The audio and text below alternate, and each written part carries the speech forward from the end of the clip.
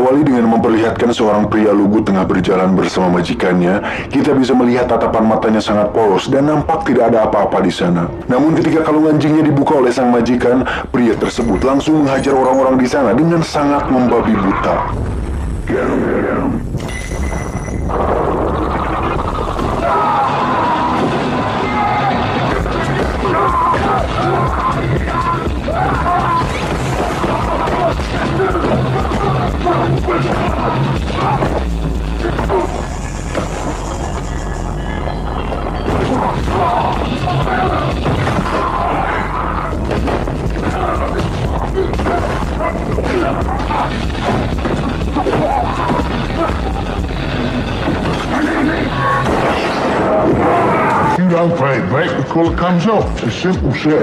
Pria ini bernama Denny, yang merupakan seorang tukang pukul dari seorang rentenir.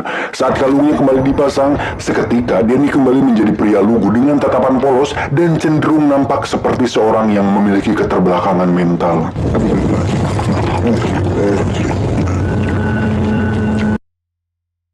Saat pulang ke base camp, Denny pun diperlakukan layaknya seekor anjing, di mana Denny disuruh untuk masuk ke dalam kandangnya dan memakan makanan anjing.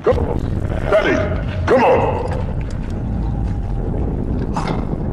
Selesai makan, Denny pun memukul samsak miliknya yang sudah sangat usang, hingga saat Denny memukulnya terlalu keras, samsak tersebut pun robek. Satu-satunya benda yang berharga yang dimiliki Denny adalah sebuah boneka dan buku gambar anak-anak yang selalu dilihatnya sebelum tidur. Dan Denny memiliki ketertarikan kuat terhadap sebuah piano, yang mana itu akan berhubungan dengan masa lalunya yang akan terungkap nanti. Singkat cerita, malam pun tiba. Ketika si bos dan anak buah sedang pesta bersama wanita pengencrot, Denny pun memerhatikannya dari bawah hingga membuat si wanita ketakutan.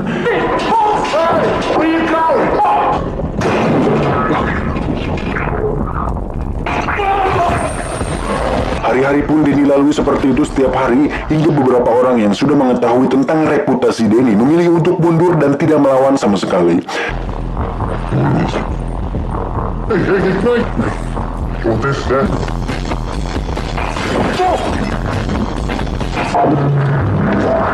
Sampai di sebuah tempat lelang perhiasan. Di sana terlihat ada sang pemilik tempat di sana, di mana dia sudah mengetahui tentang bagaimana cara kerja si bos dan Denny, yaitu jika kalungnya tidak dilepas, maka Denny tidak akan bereaksi.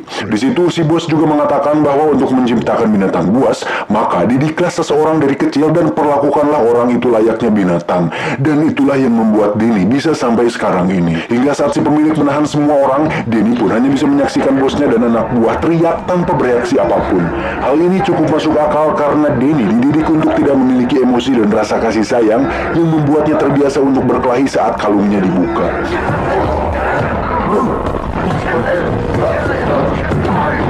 Sementara itu, sang pemilik tempat lelang pun pergi ke ruangan lain untuk menemui para tamu yang ada. Saat si bos dan anak buah selesai disiksa, akhirnya dia mendapat kesempatan untuk membuka kalungnya. Seketika, semua orang pun dihajar sampai masuk ke ruang para tamu.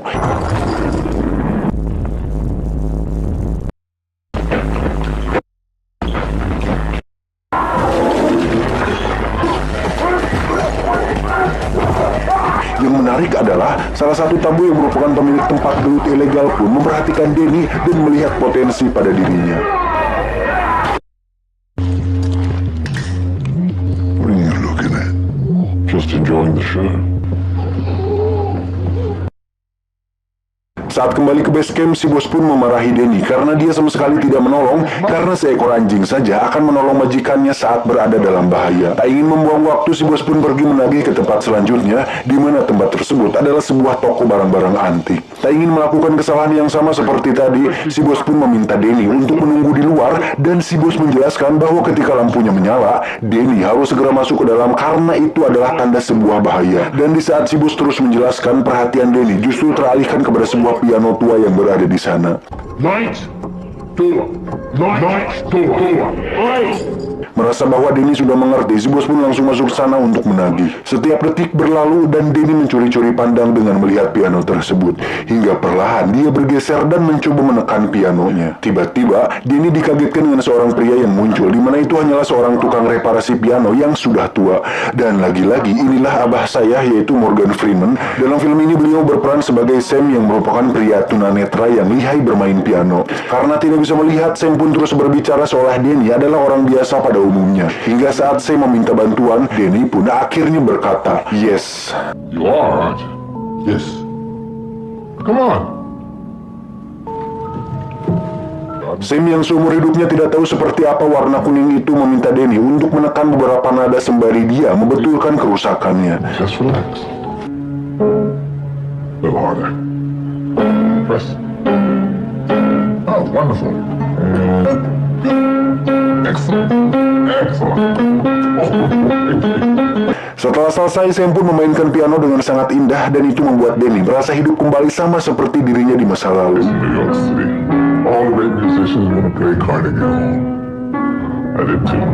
Ketika terdengar suara tit, tit, tit, ketika terdengar suara tit, tit, tit, Denny pun segera sadar dan secepatnya lari ke dalam. Namun dia terlambat karena si bos dan anak buah sudah babak belur oleh kliennya. Walaupun si bos geram dan sangat marah kepada Denny, si bos tidak bisa berbuat banyak karena Denny adalah aset baginya. Tak lama datanglah si pria pemilik Fight Club yang bernama Akung untuk menawarkannya kerjasama. Awalnya si bos menolaknya karena itu hanyalah permainan anak-anak, tapi saat mendengar bayarannya cukup tinggi, si bos pun menyetujuinya. Lucrative.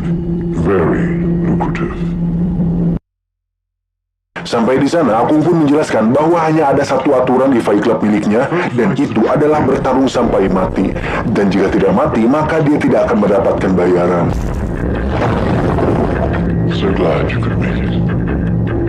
Dan orang yang memiliki tubuh besar dan seram ini adalah juara bertahan di Fight Club miliknya, di mana dia sudah membunuh puluhan petarung dan berhasil mematahkan ratusan tulang manusia, juga merupakan lulusan dari sebuah penjara paling sadis di Meksiko. Namanya adalah El Rico. Tak ingin membuang waktu dan berbacot ria, si bos pun langsung melepaskan kalungnya dan menyuruh Denny untuk bertarung.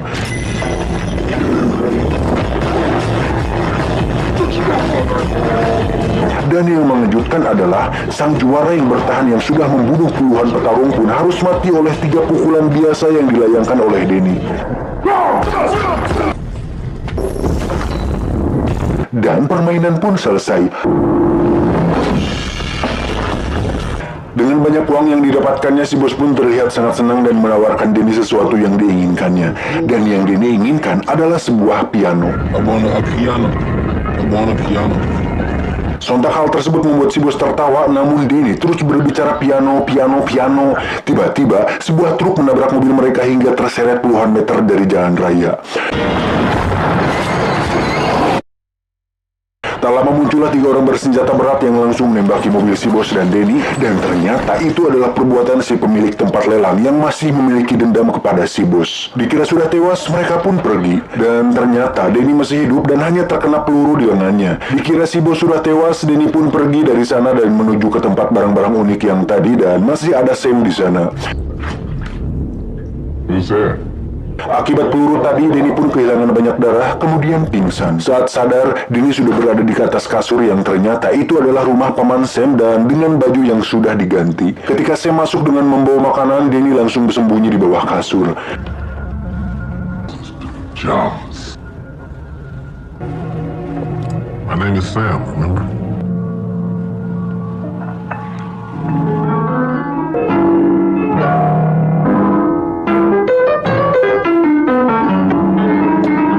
Tak lama datanglah anak tiri dari Sam yang bernama Victoria, dan saat Sam melihatnya, dia langsung menutup pintu. Hi. Does he like to read? Does he like to write? Does he like to draw? He likes music. Cool. Mengetahui Denny suka musik, Victoria pun masuk ke kamar dan memberikannya sebuah piano kecil untuk Denny. See? My name's Victoria. Hingga saat mereka akan makan malam, Denny pun akhirnya keluar dan memutuskan untuk beradaptasi dengan rumah barunya.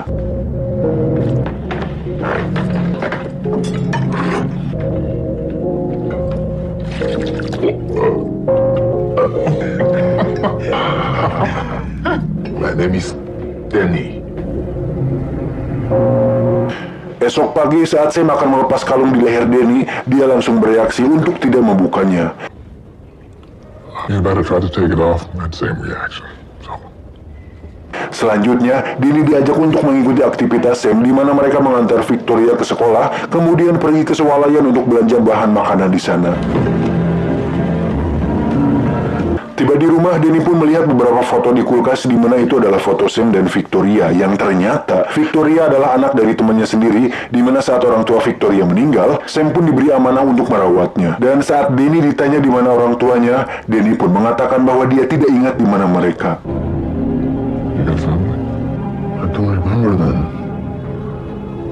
Hari-hari setelah itu pun menjadi sangat hangat di mana Danny seperti dilahirkan kembali dan memiliki keluarga baru yang sangat baik kepadanya. Di mana hal itu merupakan hal yang tidak pernah Danny rasakan sebelumnya.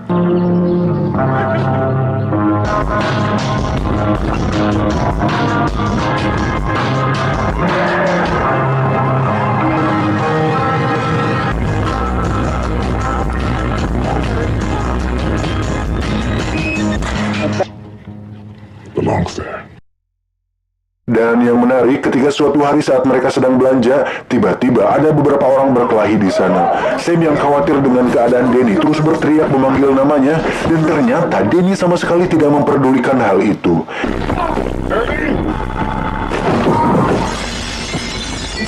Sam pun bertanya kepada Danny kenapa dia tidak panik dan tidak bereaksi saat ada orang berkelahi di sekitarnya. Danny pun menjawab bahwa mereka tidak berkelahi dengannya, jadi dia merasa bahwa tidak perlu untuk memperdulikannya. Mendengar hal itu, Sam pun memakluminya karena mungkin itu adalah bagian dari masa lalu dan pribadinya, sehingga dia tidak terlalu memikirkan akan hal itu. Hingga suatu malam saat kedekatan mereka terjalin semakin erat, Victoria pun memutuskan untuk membuka kalung di leher Danny. Awalnya Danny ketakutan dan teringat masa lalunya, namun ketika sudah dilepas, dia akhirnya menjadi seseorang yang baru dan bukan Danny the Dog lagi.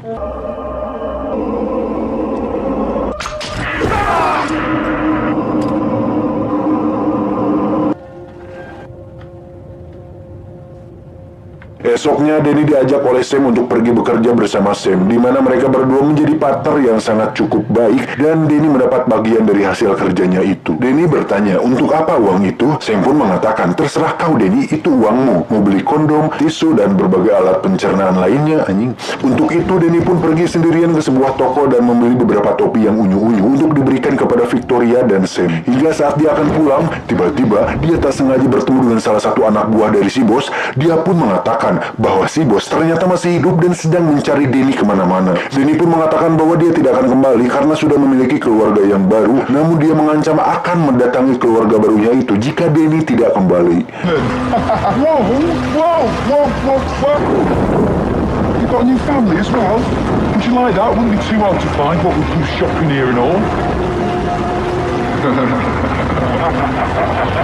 Tiba di markas, si bos pun terlihat sangat senang dengan kembalinya Danny dan ingin agar Danny kembali bersamanya. Tapi sebelum itu, Danny pun mempunyai satu pertanyaan, yaitu di mana ibunya. Did you know my mom? I found you in the street. That was our first collaboration. Don't dwell on the past. Look to the future. Pada akhirnya Danny kembali menjadi binatang buas, di mana si bos mengajak Danny kembali bertarung di tempat Fight Club waktu itu. Saat pertarungan akan dimulai, Danny terus mengatakan bahwa dia tidak ingin menyakiti orang lain lagi. Gentlemen, to the death. I don't want to hurt people anymore. Excuse me? Not anymore. Anything wrong, gentlemen? Kesal akan hal itu, si bos pun mendorong Danny ke arena hingga dia terpaksa harus bertarung dengan petarung di sana.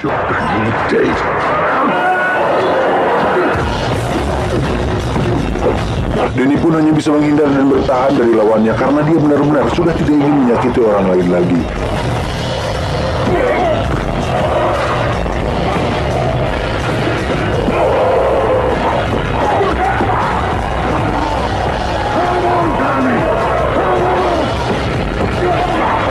Melihat hal itu, si bos pun melemparkan sebuah senjata agar Danny bisa melawan. Namun, dia tetap bertahan. Tak ingin permainan terus monoton, si pemilik Fight Club itu pun memutuskan untuk menurunkan 3 petarungnya, sehingga sekarang Danny harus melawan 4 petarung sendirian.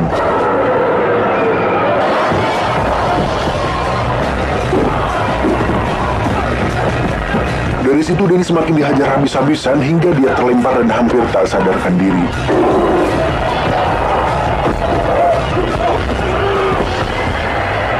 Menyadari situasi ini, akhirnya Denny memutuskan untuk melawan dan here we go, Denny is come back.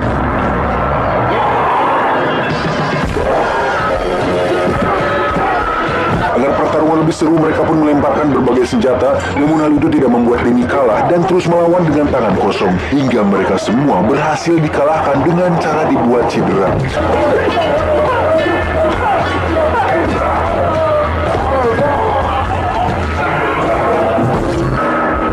Dan kita masih ingat dengan peraturannya bahwa jika tidak ada yang mati, maka si bos tidak akan mendapatkan uang sepeser pun. Sehingga si bos nekat membunuhnya sendiri dengan pistolnya.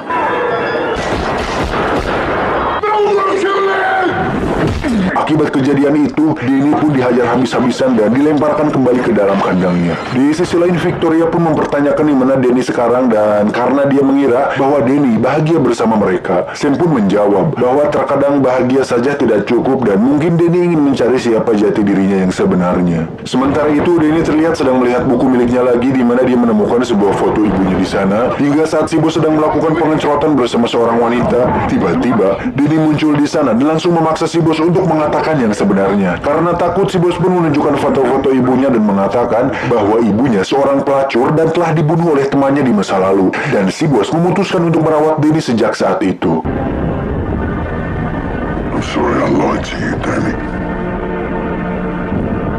Saat akan pergi bekerja seperti biasa, si bos mengatakan bahwa sebuah keluarga harus dipertahankan apapun yang terjadi. Mendengar hal itu, Denny pun sadar bahwa dia sudah memiliki keluarga sendiri, yaitu Sam dan Victoria, dan keluarga harus dipertahankan apapun yang terjadi. Untuk itu, Denny langsung berontak hingga mobil oleng dan mengalami kecelakaan. Dengan cepat, Denny pergi kembali ke rumah Sam di mana mereka sudah menunggunya di sana. Dengan foto yang dibawa Denny, Victoria pun mencari clue tentang ibunya Denny yang ternyata adalah seorang pemain piano, dan ada beberapa foto muri di sana dengan jendela yang sangat besar. Hingga saya menyimpulkan bahwa mungkin saja ibu Denny adalah seorang guru piano di sebuah akademi. Untuk itu mereka pun pergi ke sana dan mencari arsip tentang seorang wanita Asia yang pernah mengajar di sana. Not really.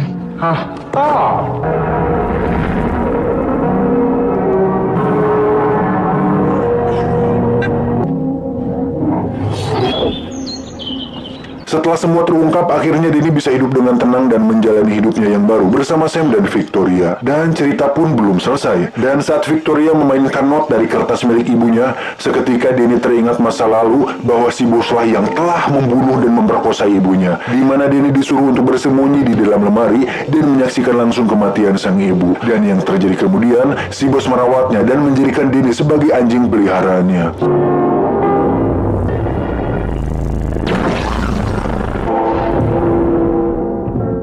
Setelah semua terungkap, Denny pun langsung mengajak mereka berkemas untuk pergi dari sana karena bisa dipastikan mereka sudah tidak aman lagi berada di sana. Namun mereka terlambat karena si bos membawa beberapa pasukan dan seorang ahli bela diri yang sudah menunggunya di mobil. Menyadari hal itu, Denny menyuruh Sam dan Victoria bersembunyi di dalam lemari. Denny sendiri langsung menghampiri mereka dan pertarungan pun tak terelakkan. Dan walaupun beberapa orang menggunakan senjata, Denny tetap menang dan berhasil menjatuhkan salah satu pasukan si bos tepat di samping mobilnya. Menyadari bahwa Denny tidak mudah untuk ditangkap, si bos pun menurunkan sang ahli bela diri untuk menangkapnya langsung. Sementara itu, Denny terlihat sedang dikejar di atas gedung hingga saat tidak ada jalan lain, Denny pun memutuskan untuk masuk ke dalam sebuah gedung tersebut. Tak diduga, tiba-tiba muncullah sang ahli bela diri yang langsung menebasnya. Namun beruntung, bedog atau golok saktinya itu hanya menebas sebagian rambut dari Denny. Dari sini terjadilah pertarungan sengit hingga akhirnya Denny berhasil terlempar keluar dan menyangsang di sebuah kabel, kemudian masuk ke apartemen seorang wanita yang sedang mandi junub. Tak mudah menyerah, si ahli bela diri pun langsung menyerangnya dan terjadilah pertarungan di tempat sempit yang membuat temboknya rusak terkena pukulan dari mereka berdua.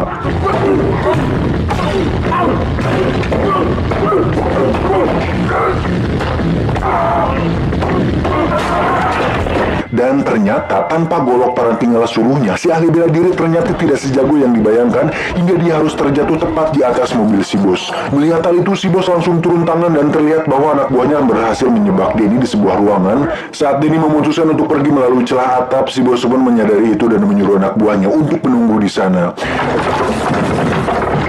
hingga sampailah dia di apartemen milik Sam. Di situ si bos pun merayu dan memujuk Denny untuk kembali. Dan saat si bos akan memasang kembali kalungnya, Denny menahannya dan mengatakan, "Sorry Jing, gue udah punya keluarga baru." Dengan cepat si bos langsung dilumpuhkan hingga saat Denny akan membunuhnya, Sam langsung melarangnya. Alasannya karena jika Denny membunuhnya, maka dia akan dipenjara dan apa bedanya dengan mereka. Namun saat si bos terus nyerocos untuk memancing kemarahan Denny, Sam pun langsung memukulnya dengan pot bunga agar dia diam. Saat semua selesai, akhirnya Denny pun hidup bahagia bersama Sam dan Victoria. Dan selanjutnya kita akan melihat penampilan Denny di film Wong Fei Hung. Tamat ending yang sangat membagongkan.